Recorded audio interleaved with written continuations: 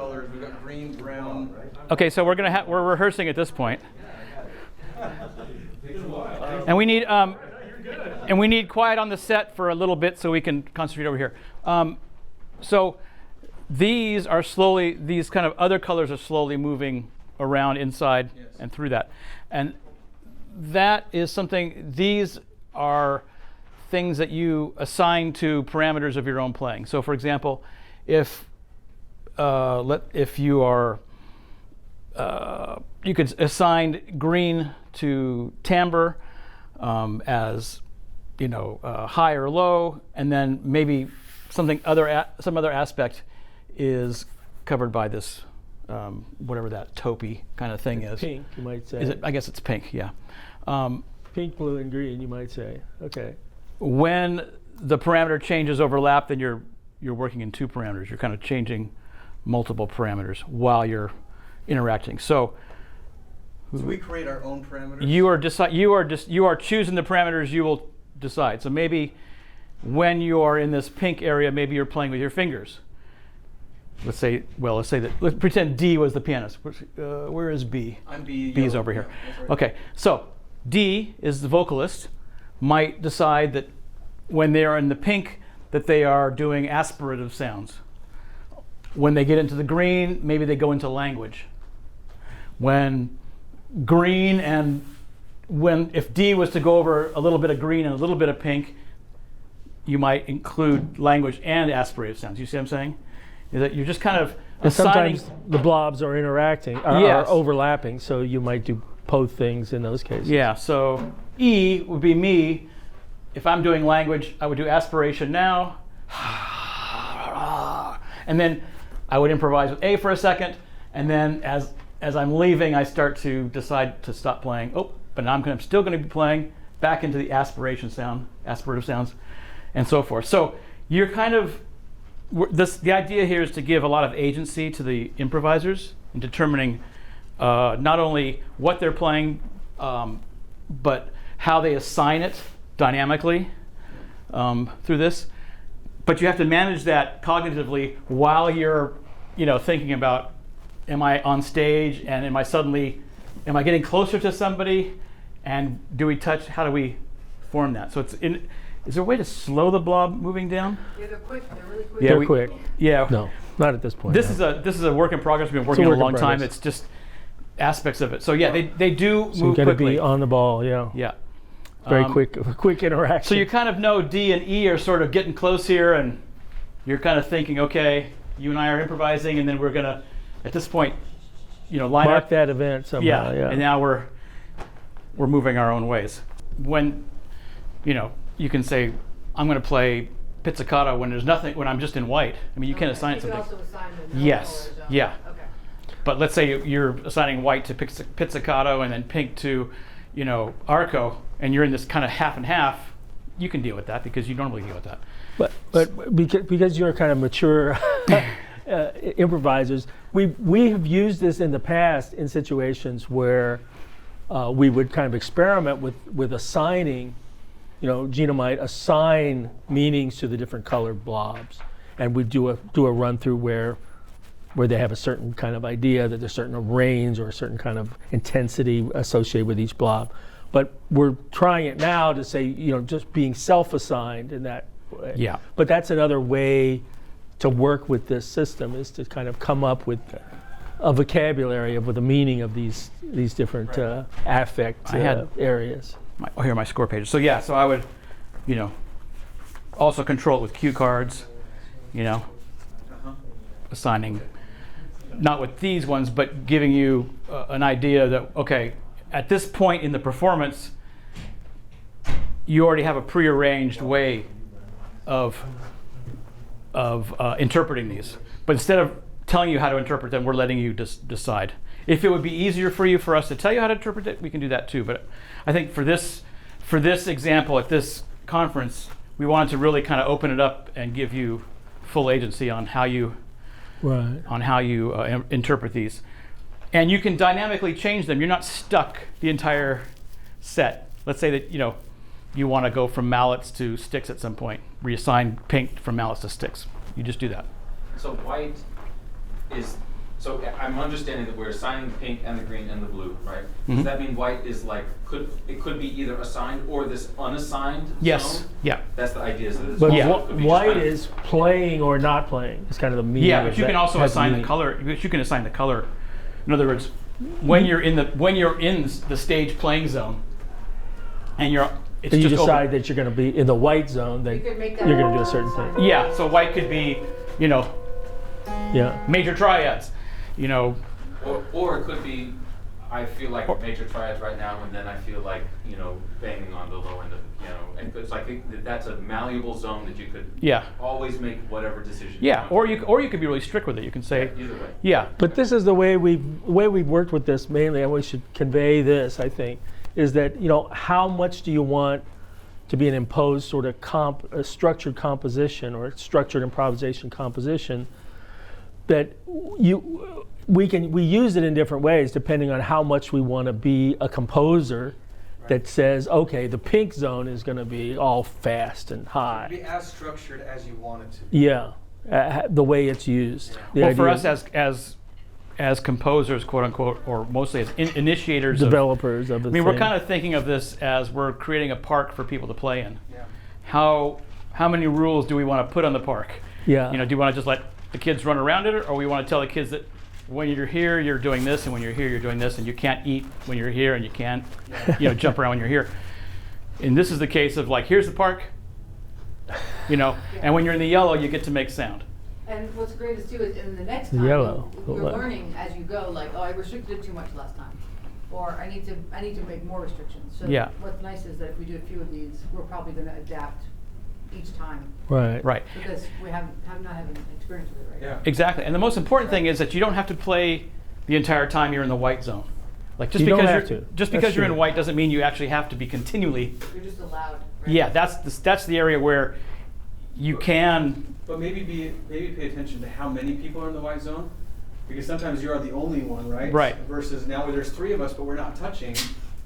Yeah, no, Right. exactly. You are still sort of aware of where everybody else is. Yeah. It's just that when you are touching them, the expectation in this version of it is that you are communicating with some way, or you are adapting to what they do, or assimilating what they do. Okay. Right? Very good. Because sometimes those interactions are so quick that you don't really have time to create a dialogue. Yeah. So It's like a melding. if the vocalist was aspirating and you were playing notes, what happens when you touch? Do you bring it a noisy sound, or does she bring notes in? I mean, that. We don't know what'll happen until that moment happens. Well, should we try it? Let's try it. How does it end? Tim usually just closes the computer. Or I we I said make the stage smaller and smaller. Yeah. Maybe. Or. But we usually take choose a 5 minutes or 10 minutes or whatever, and then he just closes the window. Yeah. Oh, that was your question. How does it end? I see. Yeah. So just close the stage. Yeah, so this is not like a concert length thing. This is more like piece lengths. Yep. 4 minute piece, 5 minute piece, 4 minute piece. So for today, well, I think we'll probably be stopping and starting and trying different assignments of the so areas probably and do so on. 3 and 4 minutes, just because we have a lot to talk about. Yeah. Yeah. So let's try a 3 minute thing. Do you want to clock it, or do you want me to kind of do this to? Yeah, I can time it, Okay. and I'll just point to, and you start closing down the. At the end, yeah. Yeah. Okay. Maybe you could float like a clock on your computer screen too, if you wanted us to see it. Yeah. It's better not to know. Okay. It's better. I think it's more interesting. I mean, the only time I'm going to fool with the size of the stage is kind of when we get near the end, right? Because Just shrink the stage. We're also considering what the audience sees and how much information they get. So to have them have a clock, especially when it's counting down, it's like, Yeah. Oh yeah, that's a really different. Because it's not. It Because has that's a- the interesting thing about these things. We call it a score, but the audiences don't get to see scores, right? Score is a secret channel between the composer and the band, right? So it's not really a score. It's something else going on here that the audience is participating in this visual experience in a different way,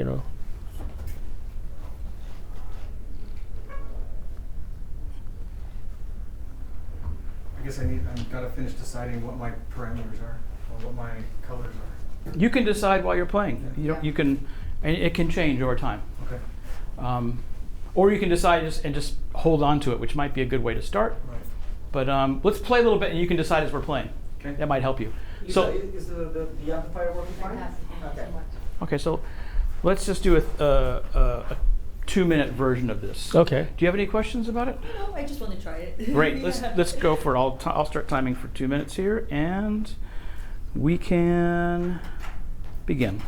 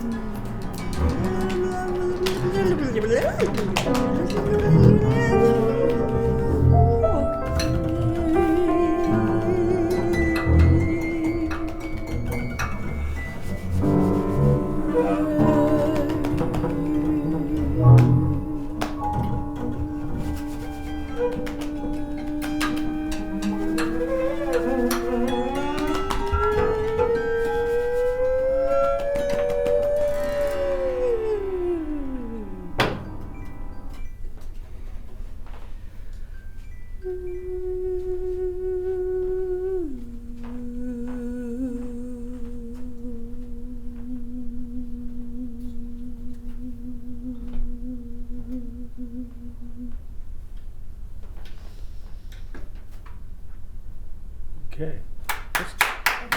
Let's do it with 4 blobs. Take out the E because I think I'm going to be too distracted to play. Okay. Cool sounds. What sort of issues came up for you, each of you? My biggest issue was I was so in the zone of what I was doing and trying to interact with just everything as a whole that when there were times that I was supposed to merge with someone else, I just couldn't remember who I was supposed to interact with when the blobs touched. Okay. Let's look at color. Who's what color? Maybe rather than letter. Color would be better. Yeah. What color are you? Red. Red. Purple. Purple. What color are you? C, green. Green. Yeah, I was just thinking of letters. Green. Teal. Teal. Teal. Yeah. Okay. And then what? You're And yellow. You're yellow. Okay. Yellowish, yeah. Yellow. Or it's now looks greenish. Oh, I see. Yeah, It looks like okay. neon Depends on what Yeah, something. Okay. Depends So on yeah. what So it's you're kind of that merging with. greenish yellow thing. So Right. when you're out of the white area, you're not sounding, Correct. Yeah. because I noticed that was It seemed like you were sometimes still people playing. were not Let's try another one. Let's try another short one. hip to that, you know. or But as long as a forget part it. of us is in the white, you still want us to play, right? Yeah. Yeah, Okay. that's right. You're activated. Okay. You're activated in terms of you're aware that you can play, not necessarily that you just have to start You playing. have to. Yeah. one thing that you can see that can happen is that you can be jumping around. I can jump you around. That's like, Are So you, just keep track of. cheating. are you going to do that? Well, maybe a little bit because when it starts, they're not moving at all. No, that's true. They need a little push to get moving, right? So now and then I'll jump. When on. the balls touch each other, that's creating ballistics, right? You have a ballistic Yeah, it's reaction. creating some, Yeah, putting so- some energy into their trajectories. All right, let's go ahead and try another one. Is the lighting okay? I mean, I can't do much with these lights, but I think the lighting's fine. I mean, I Can don't you know. see it okay? Can everybody see it all right? And you guys can see it okay? Okay, great. Do you feel isolated on this side by yourself? No. You good? Okay. All right. Didn't want you to feel like you're in another band. Yeah, Can we set her up over here, or is it that's not working? That's Or not is possible it- because of they this. have to be- Actually, I see you guys. Do you need a? Do you feel like you need a microphone? Could you do it acoustically? Maybe not. I don't know. Maybe I just we think can there's try smaller it. sounds that she's making that wouldn't Yeah. come across, that she can be more Okay. artistic Yeah. with quiet stuff. We could move everything there. We just have like a couple of minutes because Let's they're just. almost If it's done. okay if you stay here then. No, I don't mind at all. Okay, Actually, then- I see you guys better. Right. It's Yeah. better visibility. Yeah. Okay, perfect. All right, so let's go ahead and try a 2-minute one. Sam, how will I let you know to go like this? That works. Okay, but you have to look at me. You can't watch this the entire time. I know. and shrink it quicker. I'll give you a 15. Well, I'll give you 15 seconds to shrink okay. it. I was just I liked when she was solo at the You end. didn't want to cut her I off. just didn't want to cut her off. Okay. But For this one, yeah, I'll do that. Quick, Quicker, okay. quicker fade out. Okay. but not during. Okay, Right on. here we go.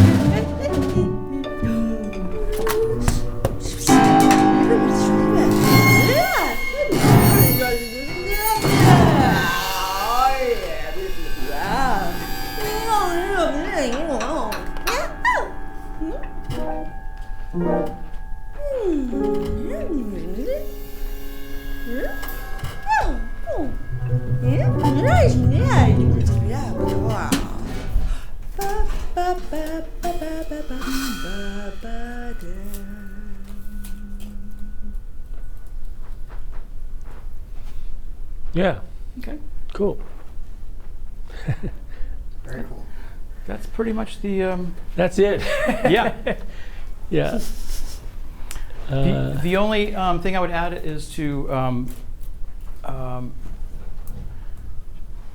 don't linger in any kind of idiomatic playing, like a jazz or a think more in terms of sound and texture and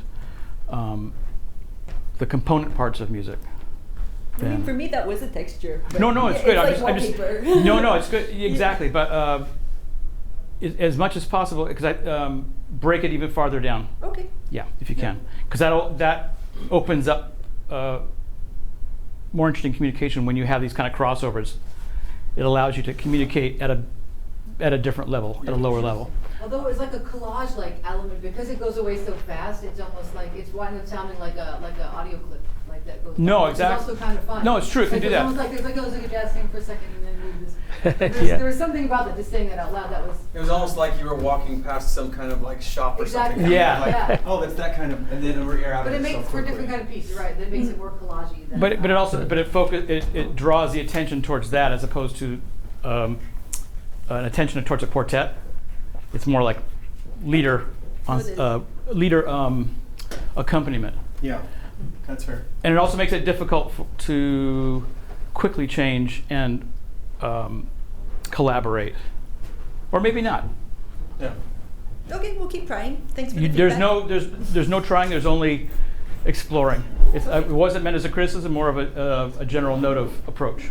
Okay, got it. We're ready. Ready? Yes. Okay. Are we ready? So, Can we open the door? yeah. So we'll Gino, my stick. how do we want to start? So we'll It's actually creating some. let's start with You guys are talking about it. no. Let's start with with our little historical. let's do a 4-minute version of this without explaining it, I like it. and then we'll start talking. Do I have time to use the bathroom? Yes, you do. Does that sound okay? Just We'll just do hit the it with piece. this right away. Yeah, and then we'll- take it away. and then we'll do our little Yeah. historical thing. And we'll come back. Good. And then we'll come back to it. Yeah. Okay. Okay. So I'm opening the doors? Yes, sir. Too much. Excellent. Too broad. So we'll start with this piece without explanation. We'll do a small version of it. Then you can take a break while we talk, and then we'll come back and do more of them. And yeah, move her to the. All right? Like this one, far we end go of get a the beer. room. Yeah, you can go get a beer, go see the game. Hi, I'm Gino Robair. This is Tim Perkis. Tim Perkis. We're visiting from California via Gothenburg, and we're going to play a piece and then discuss our practice. So 4 minutes. Okay.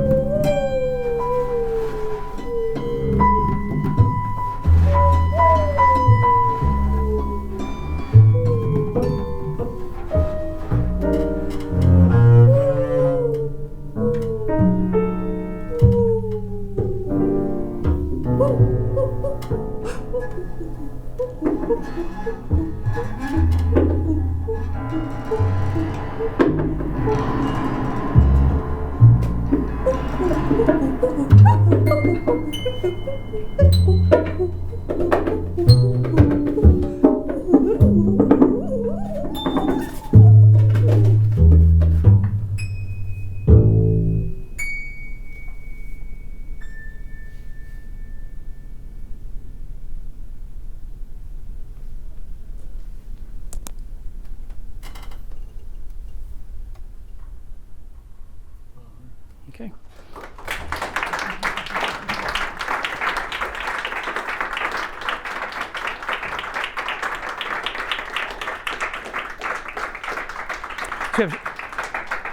Before we start, I'll introduce the band Xiao Xiao on vocals, this side. Jaron Packer on the piano. Jason Levis on percussion. And Lisa Mezzacappa on bass. Tim Perkis controlling and programming the computer. And I'm Gino Robair, your MC for the evening. Yeah, this is kind of the tail end, or a certain place we've reached with. I think it's about 10 years we've been doing this, of really looking at this idea of, well, what are the different ways we can enhance sort of improvisational music practice with different kinds of computer-based. I don't even know what word to use. I guess mediators or mediation, mediators, scores. Is it a score? You tend to call these things scores, and they're not scores in the sense of really being some very hard instructions about what to do, but also they're not scores in the sense that a score is a private channel between a composer and a band, right? It's not part of the experience of the audience. But this is, now it's some kind of visual experience for the audience too. So score is not quite the right word. And a lot of the terminology, when you start getting into these things, you realize that musical terminology is not is not necessarily correct anymore. You've really reassigned the meaning of these different things. So what we've done, we started. You want to bring that back up? We can just talk about that. What we just saw, yeah. Or just bring up that screen so we can just talk about what. About the blob? The blob, yeah. Okay. Yeah. So go ahead and explain what's happening well, here. okay. Yeah, it's quite simple. This is a very simplified thing. A, B, C, D are the four players, and each player is sort of following the movement of this avatar ball that's drifting around. And this I usually think of this as the stage. This is the stage where the basic rule was that only sound while you're within the spotlight, while you're in the white area, and then there are these other areas that in different manifestations, different performances take on different meanings, but I think of them as sort of an affective zone, that there's some zone where that's determining some aspect of your playing that you've decided is relevant. So you talk about the pink, the color, pink, the purple, the green. Yeah. Move the whole thing. The wiggliness. So when you are a ball moving around, if I am the sort of teal ball here, C, the minute I touch the white, then I can consider myself active. Now I don't have to make sound, I don't have to play, but I am considering, I'm now activated into the performance. And slowly D is drifting towards me. So you can think of it as we are potentially coming together and we will at some point possibly connect. When that connection happens, the expectation is that there will be some sort of communication between those two musicians. Either they're going to share aspects of what they're doing, borrow parameters or approaches to what the other person's doing, so that it feels suddenly like they are a duo for a moment in some way. And then they split apart. When your avatar is covering one of these other colored shapes, then that affects what you do in some way. And in this performance, we were letting each player decide what these blobs, what we refer to as blobs, might entail. So if I'm a guitar player, maybe when I'm over purple, I have distortion on. When I'm over the pink, I'm playing with a phase shifter on, and when I'm over green, I put the echo on. So I could, assign things like that. And I can also change them dynamically. I can, every 2 minutes I can change that. So it's really kind of an open structure that is meant to be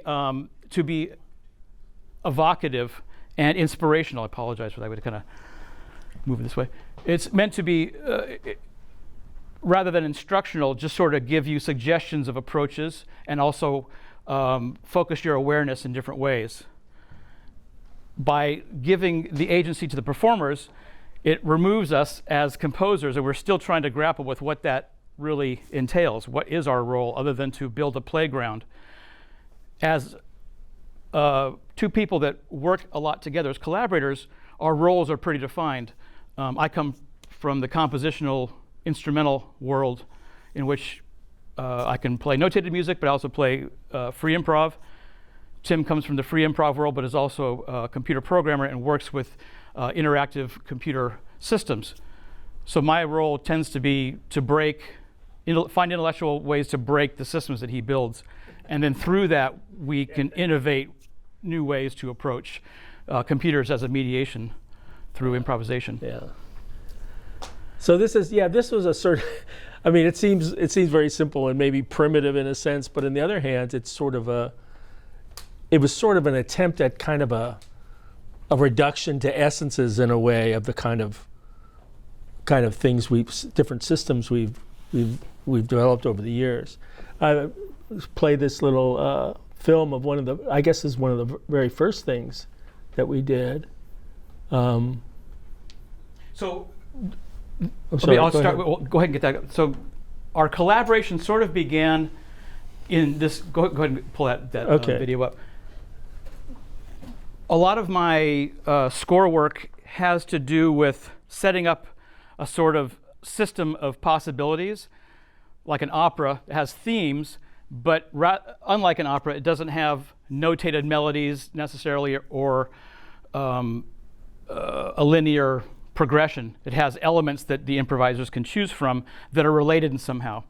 And I had this idea that I wanted to be able to, instead of using hand cues in the method of John Zorn or Butch Morris or the Rova Saxophone Quartet, was to be able to deliver score material to people remotely.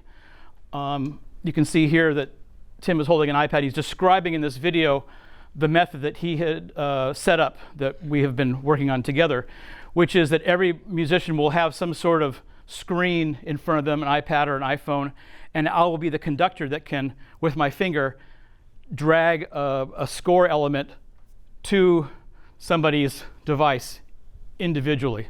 So in this case, I might be able to drag one kind of score over to Xiao Xiao's device and a different one to Jaren's device. So that's kind of the beginning of this element that he's describing here, in that kind of interface. And the scores were in the realm of hand-printed graphic elements that these are smaller versions of, but they sort of have a sort of Dadaist feel in a sense because of the letters, or sort of Cagean sense because of the lines and the circles, as if we were doing one of his variations and dropping things. That's the way some of them were. But basically, it's a set of images. Mm-hmm. We think of the scores as images. They can range from, as it shows on this screen, just basically conventional notation, pages of conventional notation, all the way to just images that might be, evocative of some sort of emotional state or something, to these sort of graphic printed pieces, But the idea was to be able to do it individually, rather than set up a timeline where everyone sees the changes simultaneously. Yeah. However, we've explored that as well. Right. I mean, there's the option of sending the same thing to a group of people, or the whole ensemble. And then there's a sort of countdown that to allow the possibility of synchronized action, which is always something that's difficult to do in any kind of free improv ensemble. So that's one thing missing from that kind of music often, is the sense that there is any kind of a synchronized action. And but without really designing, so this is just sending thing to one of the players. These three things represent what the individual players might see. But this still has the conductor ensemble paradigm. Right. That the blob piece has gotten rid of intentionally. Yeah. The next phase, which was more of something that Tim wanted to do, which borrowed the same system, involves traditional notation, but in an used in an open way, with a conductor and an ensemble. Yeah.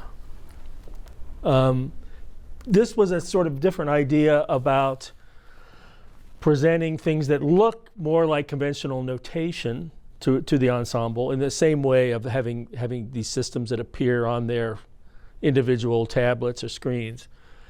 But as the conductor sort of performer pair that the role we played in that system, it was sort of like the sense of, why everybody tunes to the oboist. Why do they tune to the oboist? Because the oboist can't really tune to them. So I thought, well, I could play things that I would render as notation, and rather than having to sync up with anybody other players, I'd send notation to them so they would play in sync with me. And the leader being the least capable one in the ensemble. But his instrument actually generates notation based on, rather than a keyboard, sliders. A slider interface that he had programmed. Yeah. We'll show you an example of that in a moment. Yeah. Yeah, this was, let's see, we're just going to skip through this and don't have to through all my talking about it. Yeah, et cetera, et cetera. It's fantastic. Yeah, isn't it great? So there's a screen of this is like. Do you need audio? No, Not yet. Not yet. It's fun. Hear this guy. You don't need to hear it. We're going to hear it in a second. You hear plenty of him. Yeah, that's all right. Okay, so right here you can see. You can see that there's an interface that Gino and I would both be kind of playing during the ensemble, and be able to collect a bank of possible these notation fragments. So on each player's screen there would be this set of 4 systems that would come up, and it would be a bank of possible ones that we'd accumulate over time with experience, and then I would play them, and on my electronic instrument, and then they would also appear on the screen, and Gino could pick ones or sets of them that are maybe in some particular tuning or particular melodic mode, and we could basically send those kind of So freeze things it. around. Freeze it right there for a Okay. second. Freeze the video. Just hit pause. Yeah. Right. Okay. Oh, Oh, but show it. yeah. Yes. Show it. Pause it. Okay, so show it. from a conductor's point of view, the way that we had conceived this was that he wanted to generate, as he said, melodic material and have a band play with him. But he didn't want it to be as direct as I do this, you play that. So my role as a conductor still has an improvised openness to it, in that as he's generating 4 lines of notation based on his slider movements, I can assign any of those 4 lines to individual musicians dynamically within the performance in real time. So no one gets a chance to rehearse any of this music ahead of time, because they don't see it until the moment it appears on their screen. So of course the catch is this, that the musicians need to be prepared to sight read material in situ immediately at tempo, or at least to find a way to interpret the material so it has the sort of feeling to fit into whatever is going on around them. So there will be a rhythm section playing that is based on this material, and then the melodic instruments sort of fit into that. And generally the kinds of, we're going to listen to a little bit of this, you'll have, can you just pause it for a second? Yeah, right there. Because we're going to listen to this in a second. Actually, why don't you rewind it and we'll just play a little bit. You can hear an example of it.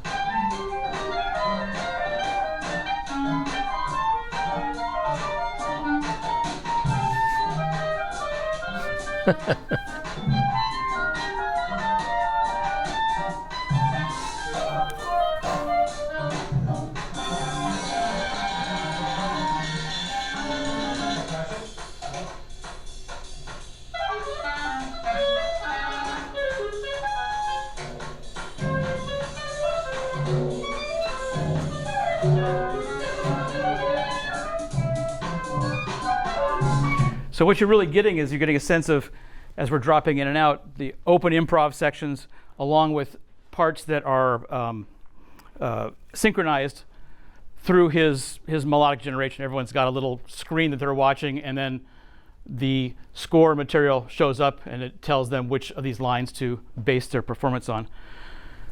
The thing that seemed interesting about the whole idea at the time was really the idea. It's sort of like reversing the jazz process in a way. Of you have some kind of in jazz you have this sort of existing composition, and then people kind of go out from this composed material and do some improvising. But in this process, and come back to it, right?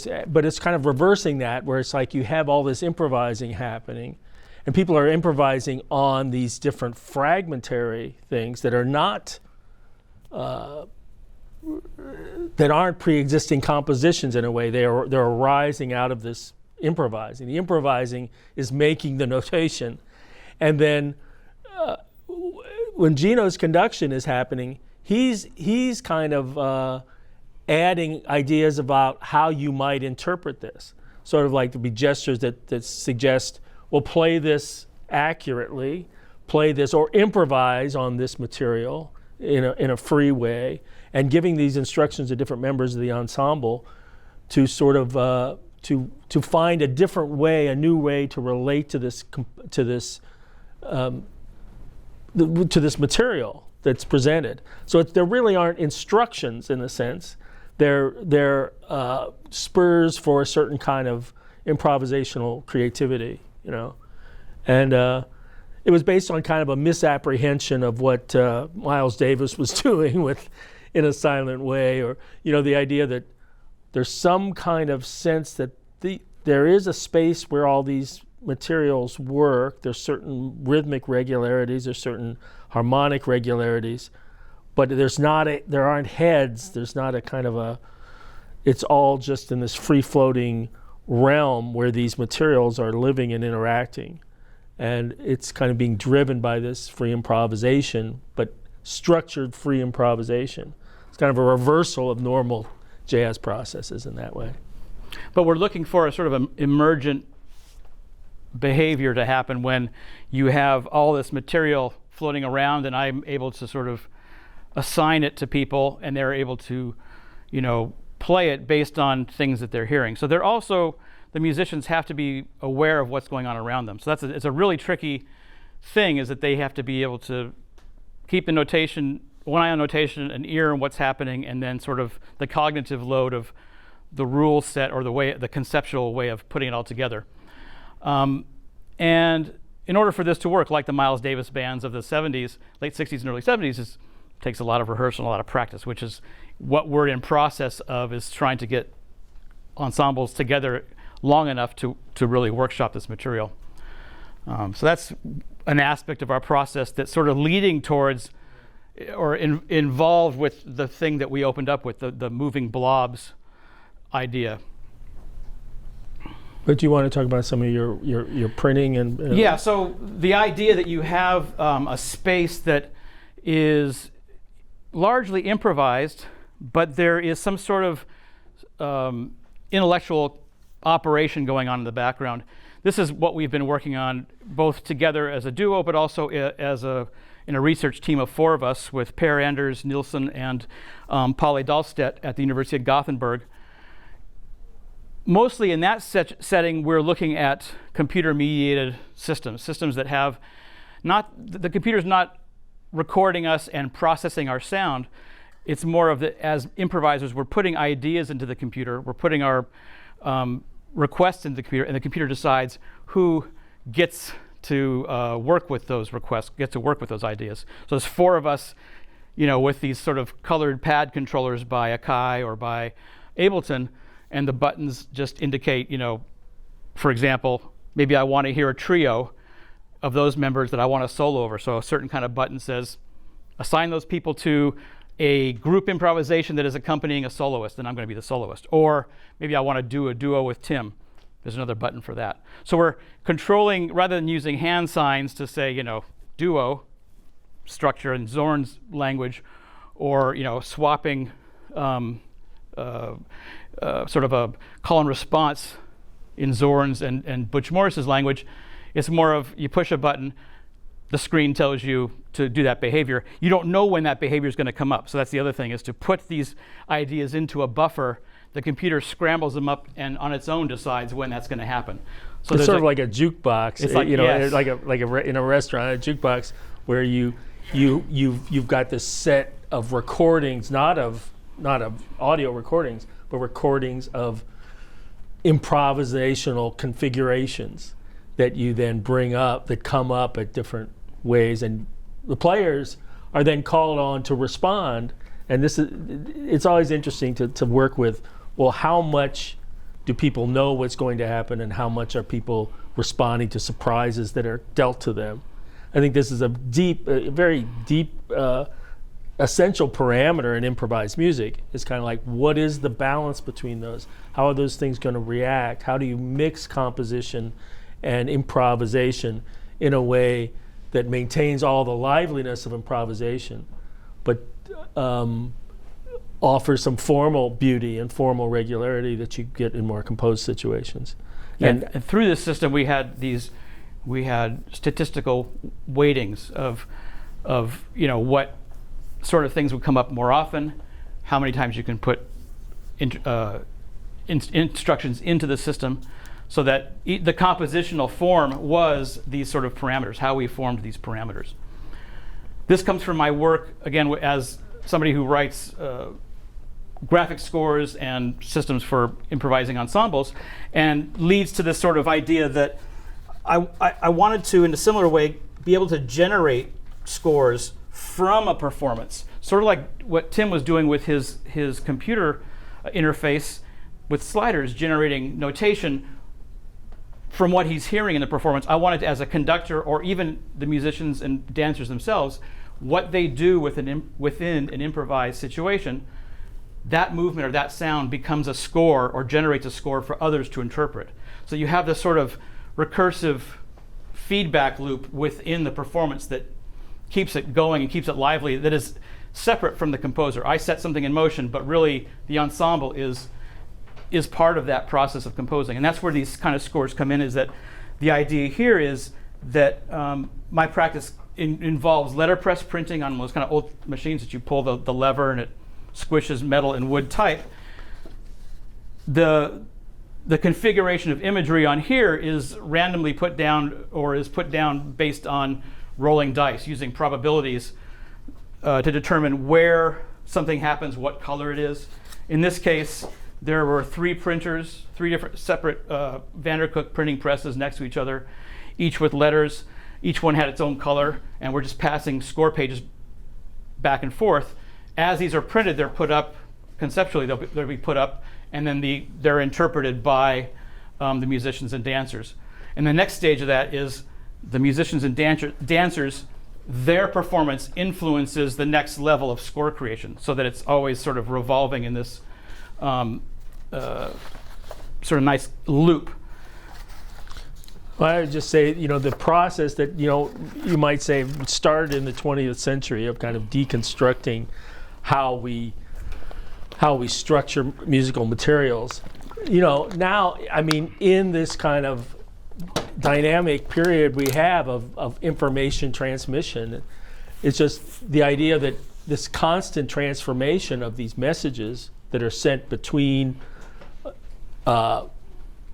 actors that can be human entities or non-human entities, really, and the flow of information in these kind of networks is what composers are doing now, and they create situations that structure the way improvisation can happen, and the way these information flows can take life and structure the music. Yeah, and so the final demonstration I'll give you here before we play again is that when you're making graphic scores, what does the material, what does the imagery mean, and how is it generated?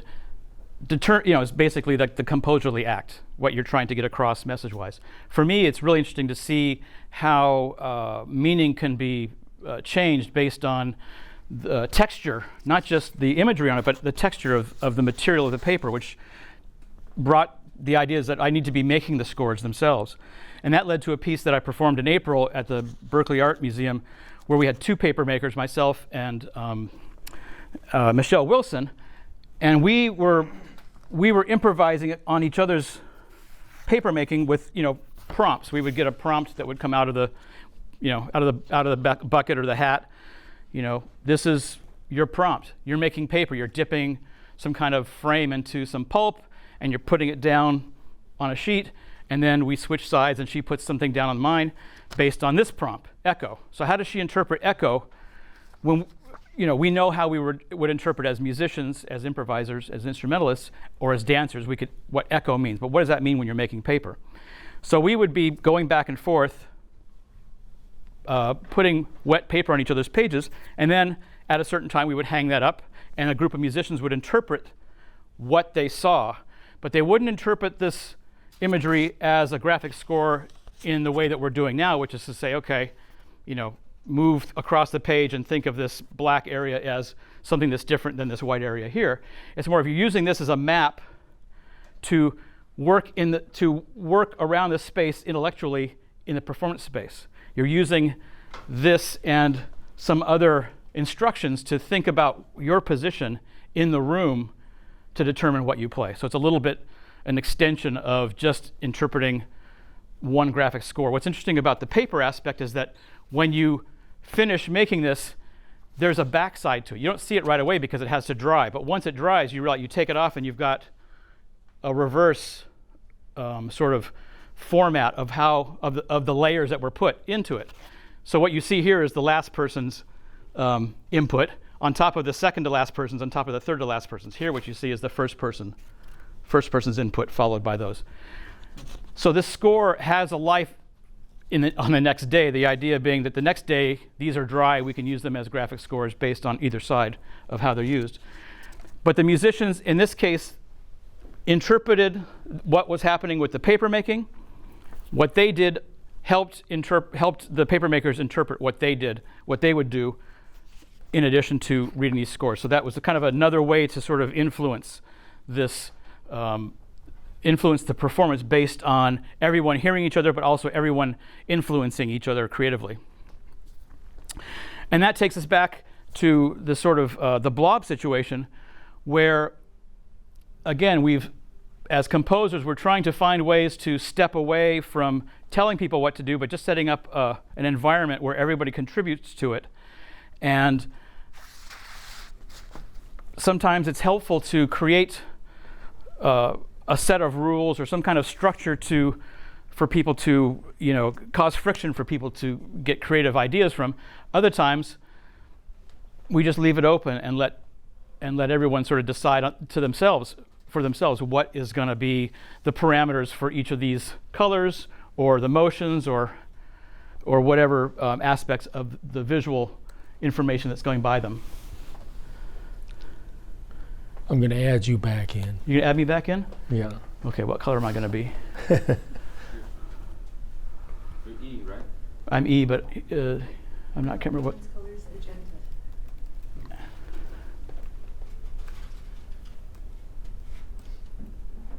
Which one am I now? E at the bottom E there. at the bottom, this guy here. Okay, great.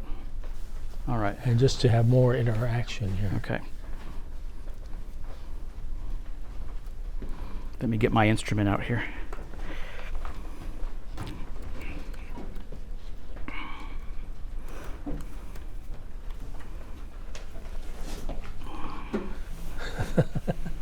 Okay, there's a tangle. Okay. That's nice. Somebody's having fun. Okay, so let's go ahead and do a, let's see, What are we gonna do now? 4 minute. I'll give you that. 4 I'll give you minutes. this cue. Okay. All right, so everybody set. What color did you say you were? I'm magenta. Yep. All right, and I'm going to plop myself down right here. Okay, here we go. You ready?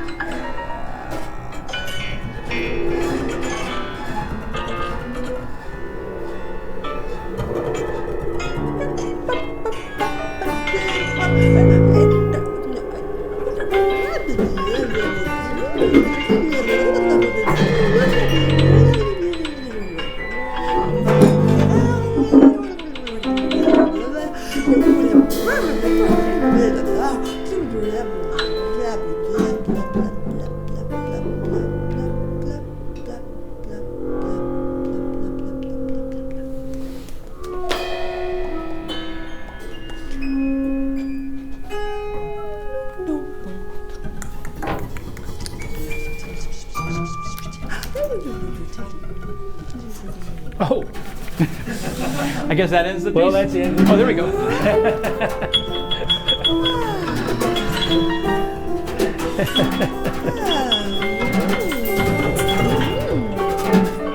Well,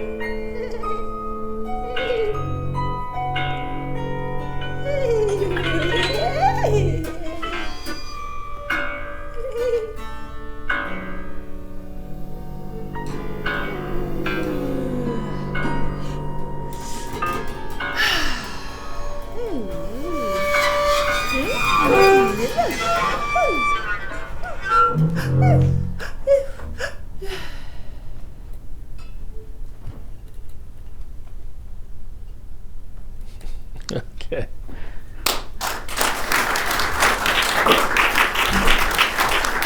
Thank you.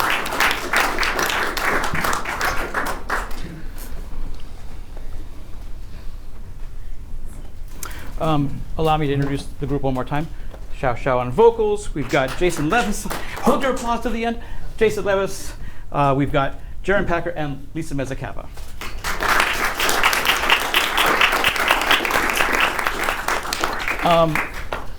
Can we open up to questions? Questions? Absolutely, comments? I was about to say that. We definitely have a fair amount of time for questions before lunch. So Okay, great. A question.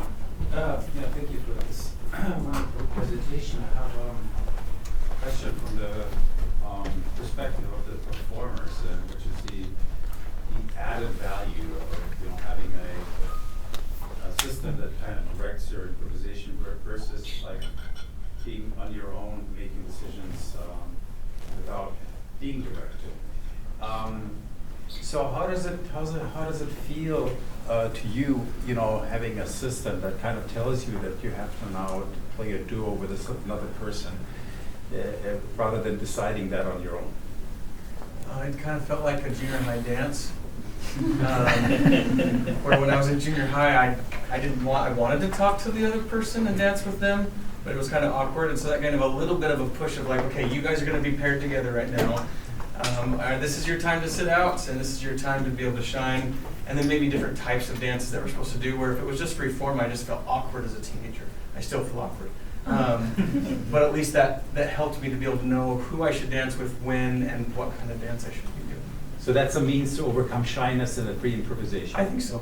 Yeah, that's a great way of saying that. It's over.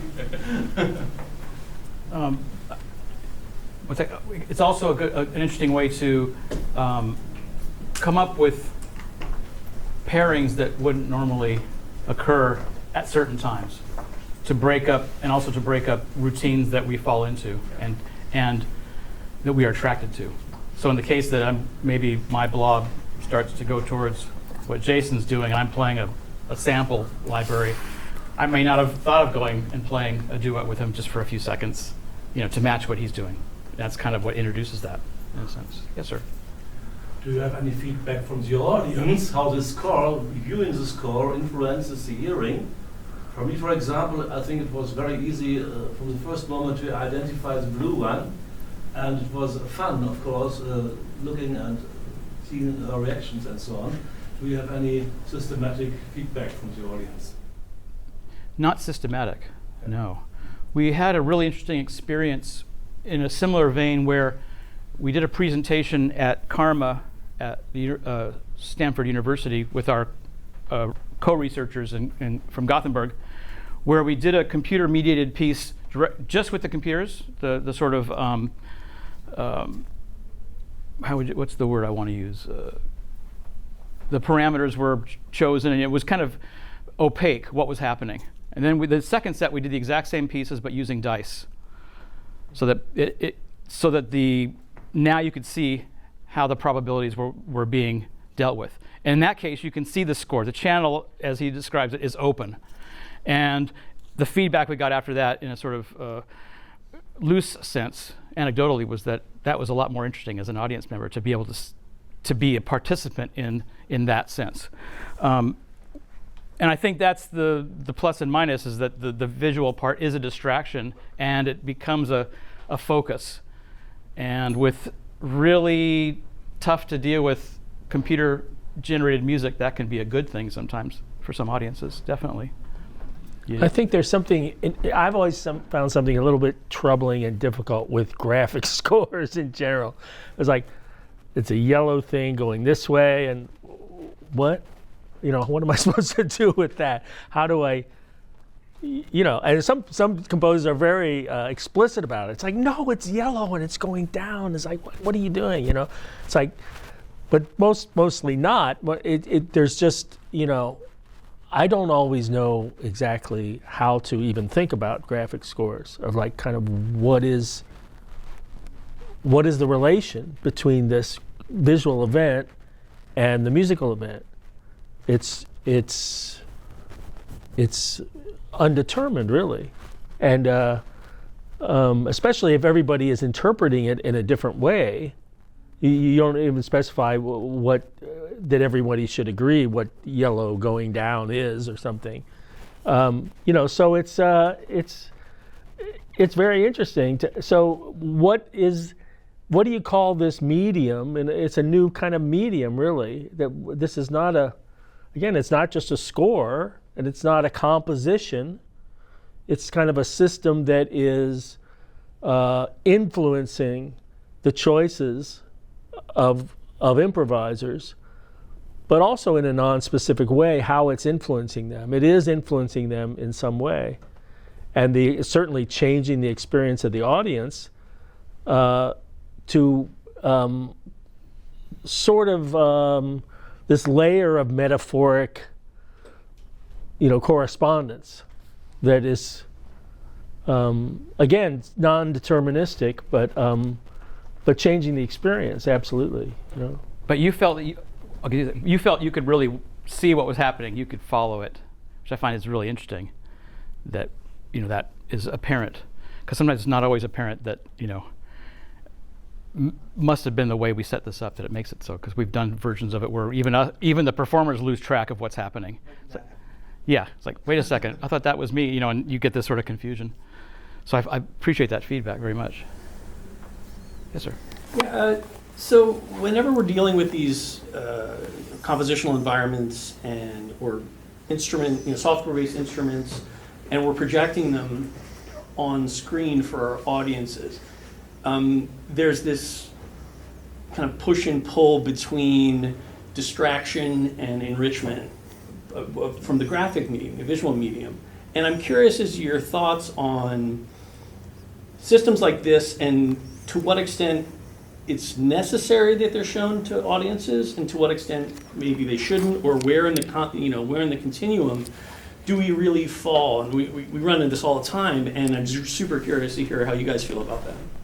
Yeah, I mean, I think it's fascinating, because again, I feel like we're in this era of a different way to think. I mean, the things that Gino was just describing, that he's doing with the people making paper, and then the next day the paper has a different meaning. You turn it over and it's got, it's kind of like we've had this whole idea of this constant transformation of informational elements that change their meaning as we go through. And this is kind of where we are in the history of music in the West, in a way. This idea of like, after sort of Messiaen and Boulez and Stockhausen, this idea that you have this it's on these composers to make systems, new systems for every piece in a way, and to redefine what the elements are, make new definitions of what the elements are.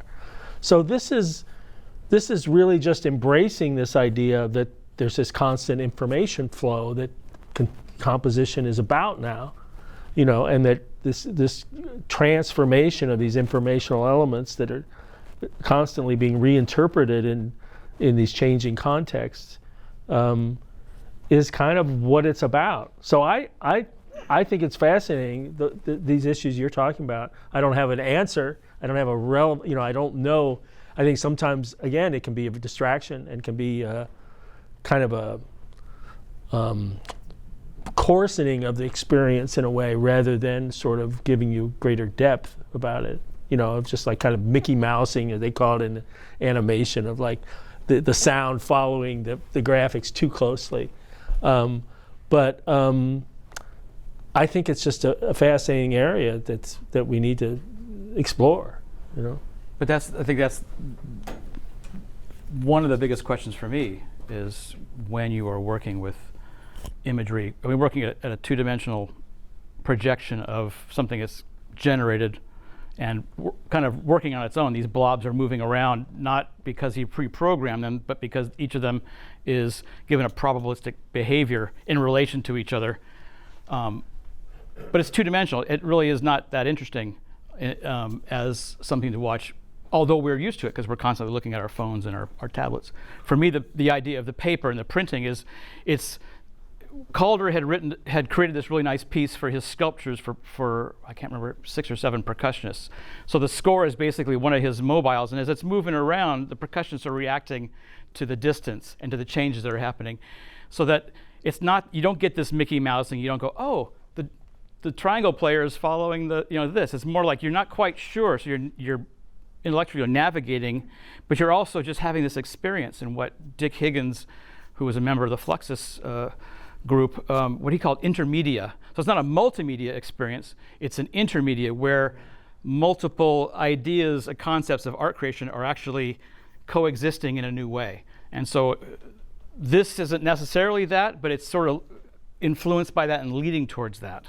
And that's kind of where I'm currently working on a PhD at UC Davis in the performance studies program, the idea that paper making itself is performance. So as I'm dipping and as I'm moving the paper and as I'm couching the paper here, this is a choreography as much as the choreography of the musician playing a clarinet or a dancer moving around. So how can I queer those different movements in such a way that they can be systematized and scored, right? That would be, for me, a form of intermedia, right? Because no longer just, oh, he's making paper. The object is now the object is immaterial. I don't care if I make a page. It's the movement. It's the sound when you pull the frame out and it's dripping. That's a really rich sonic experience. How do you map that with dancers and musicians? How do you interact? So this idea of what the visual aspect is probably, I think, one of the most exciting in our field right now. Especially when you're thinking about scores. How do you really work with that as a score? Just instead of just showing the notation. There's this trend in computer music to have called live coding, where they show the coding on the screen, which can be really interesting. The problem is they're using pre-designed code. It's sort of like it's almost like they're showing the samples. Like, oh, I want a drum beat. I already have that code. Boom. The band he's in, the group he's in, the hub, code their own work. To me, it'd be more interesting if you saw people, it took them hours to actually code and slowly it evolved, Yeah, really, that's a weird definition of yeah, interesting. in real time. There's another group that, there's this really wonderful group that I have 4 or 5 people, and they get around a table and they all have soldering irons and all the pieces of an electrical circuit are sitting there, but they're not put together. And you see them slowly soldering, and then you hear and over the course of 20 or 30 minutes, suddenly something happens. But it's really intense. And so that's the score is this sort of components of this board. They don't know what's going to happen until they do it.